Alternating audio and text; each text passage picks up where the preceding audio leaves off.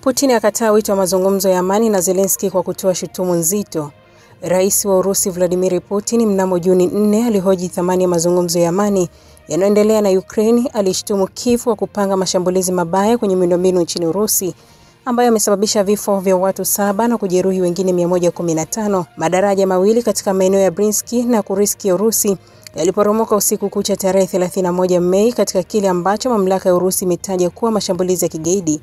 Putin alilaumu uongozi wa juu wa Ukraine kwa mashambulizi hayo kwa kusema utawala wa sasa wa Kiev huhitaji amani hata kidogo.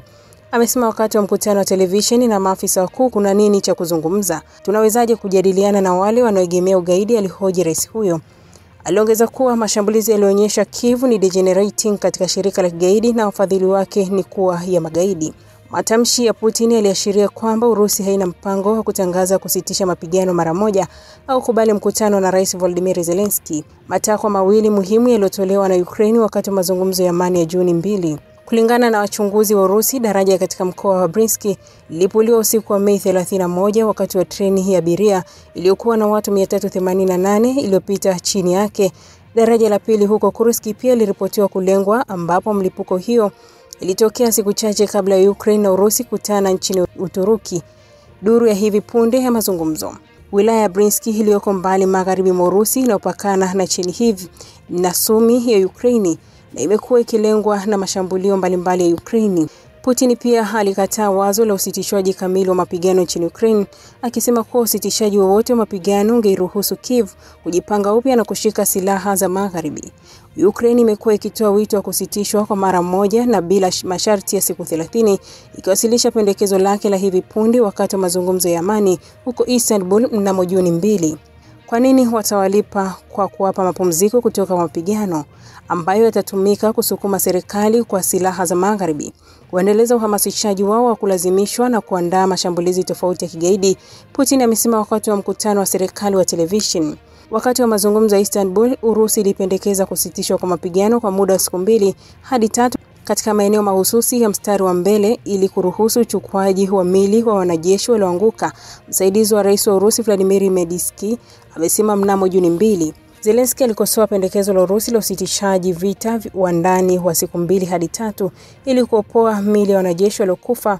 Akizungumza wakati wa mkutano na waandishi wa habari mtandao uliohudhuriwa na gazeti la Kiev Independent, hawaoni kusitishwa kwa mapigano kama hivyo kwa sasa. Zelensky amesema kuhusu pendekezo la Urusi, kama alivyosema kuhusu usitishaji wa mapigano, wako tayari kwa usitishaji mapigano kwa siku 2 hadi 3 ili kuondoa waliofariki kwenye uwanja wa vita. Nadhani wao ni wajinga kwa sababu kimsingi usitishaji mapigano unakusudiwa ili kusiwe na wafu.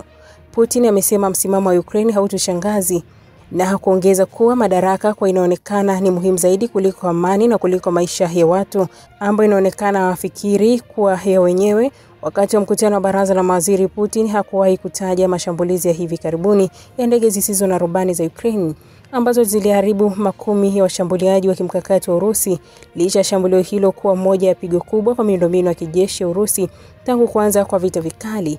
Mashambulio hayo ambayo ni sehemu ya operation ya siri ya Operation Spiderweb ya Ukraine yalitekelezwa Juni 1 kwa kutumia ndege zisizo na rubani ambazo zilisafirishwa hadi Urusi na kufichwa kwenye malori, ambapo ndege hizo zisizo na rubani zililenga viwanja 4 vya ndege kuu: Olenya, Ivanovo, Diagilevo na Belaya, zinazotumiwa na meli za anga za masafa marefu ya Urusi zinazohusika na mashambulio ya mara kwa mara ya makombora kwenye miji ya Ukraine.